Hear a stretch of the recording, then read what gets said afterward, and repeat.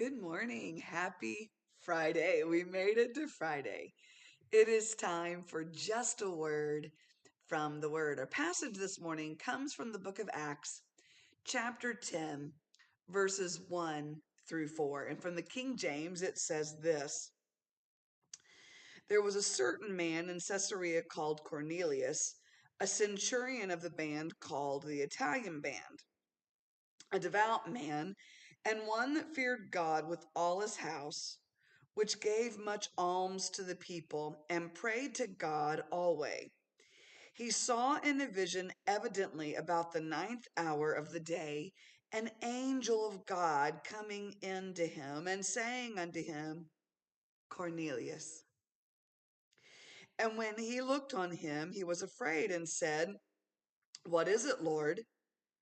And he, the angel, said unto him, Thy prayers and thine alms are come up for a memorial before God. What is a memorial?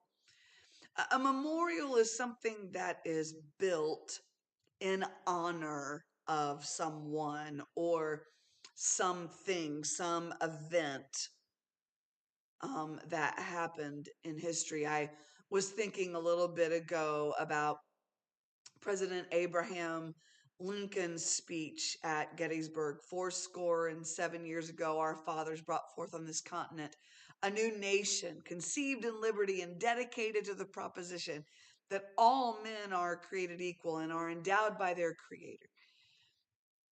That beautiful speech that President Lincoln gave on the grounds of Gettysburg, Pennsylvania, it was a memorial. It was bloody, it was ugly, but it was a memorial to the men that had fought bravely there and had died, honestly, on both sides.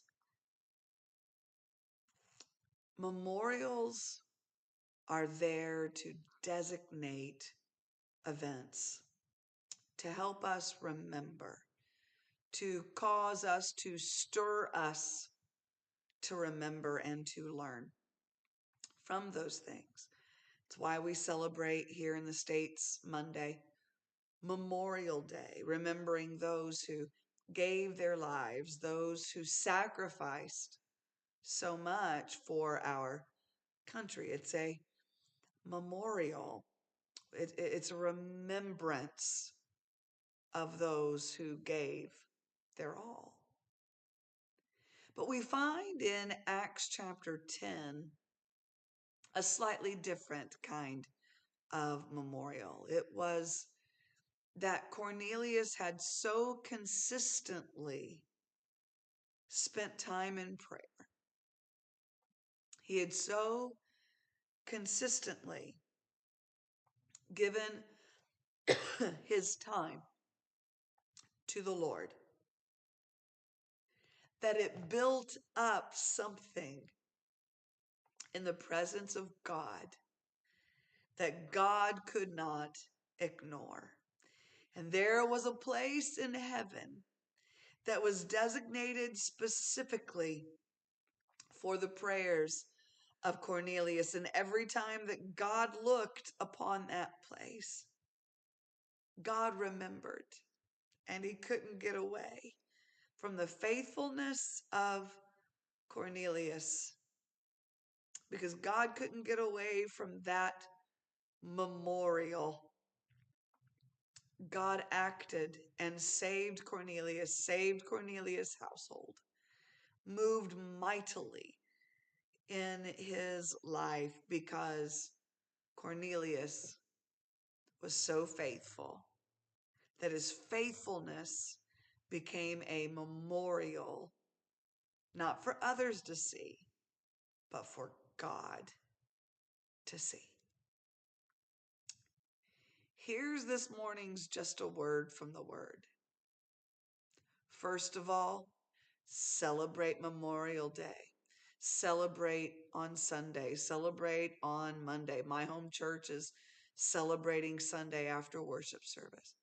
We're celebrating together. Celebrate Memorial Day. But beyond celebrating Memorial Day, create a memorial in heaven. Be consistent in your time of prayer. If it's possible, be consistent in the time and the place of prayer. I understand lifestyles, that's not always a possibility, but as consistent as you can be with the time and the place, if possible, be consistent. Be diligent about spending that time daily in prayer, daily in the Word. What's going to happen? Even when you're in your secret place, don't think people have to see it. If we're praying and fasting and reading for people to see it, then we're building a memorial for people. That's a sad memorial to build spiritually. Build a memorial of prayer and fasting and study before the Lord. I guarantee you